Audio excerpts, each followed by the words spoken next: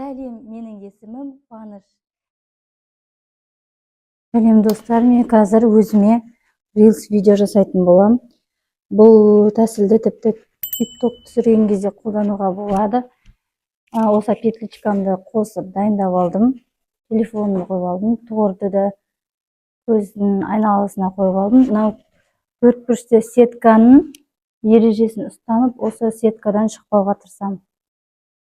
Қатты жақын емес, не қатты алыс емес, барынша осындай средний позицияны ұстанған дұрыс, достар. Енді мен өзіме Reels түсіретін боламын. Мысалы, мен отырдым, кез келген үйде болған өзінде де осылай жарықты реттеп алып, Reels видеоларыңызды түсірсеңіздер болады. Мысалы, мен Reels'ке байланысты өзімнің нелерін дайындап келдім. Reels'ке байланысты не айтам, не қандай ақпарат берем, соны дайындап алдын ала жазып келдім. Reels'ті түсірмес бұрын әуелі Reels'тің сценарийін дайындап алған дұрыс. Себебі сіз Reels'ке сценарийіңіз дайын болмаса, онда сіздің Reels'іңіз сәтсіз өтетін болады. Мен алдын ала Reels'ке байланысты өзім мәтіндерімді дайындап алып келдім. Мен соған сәл дайындап алып келдім, арасында осыны оқып тұрып Reels'те түсіретін боламын. Reels түсіру. Осылай отырып та негізі Reels түсіруге болады.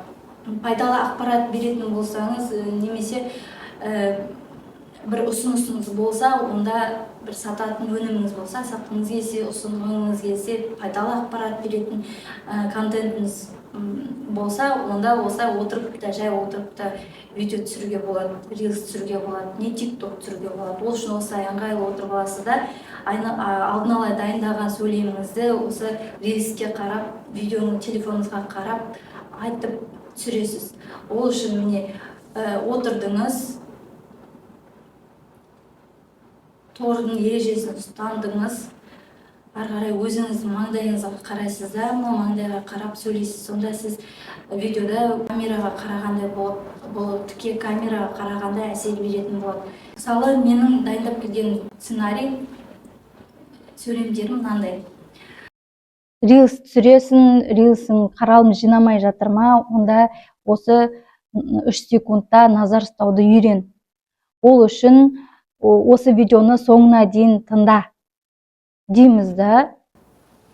Тоқтатамыз. Видеоны тоқтатамыз.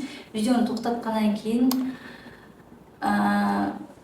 сәл 1-2 секунд паузадан кейін оқып аламыз да, келесі сөйлемді ары қарай жалғастырамыз. 3 секундта назар ұстау үшін хук техникасын үйрен. 3 секундта назарды ұстап үйренгің келсе, хук техникасын үйрен.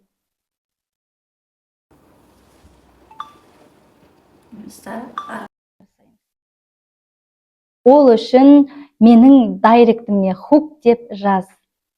Және менің парақшама тіркеліп ал. Пайдалы болса, жақындарыңмен осы видеоны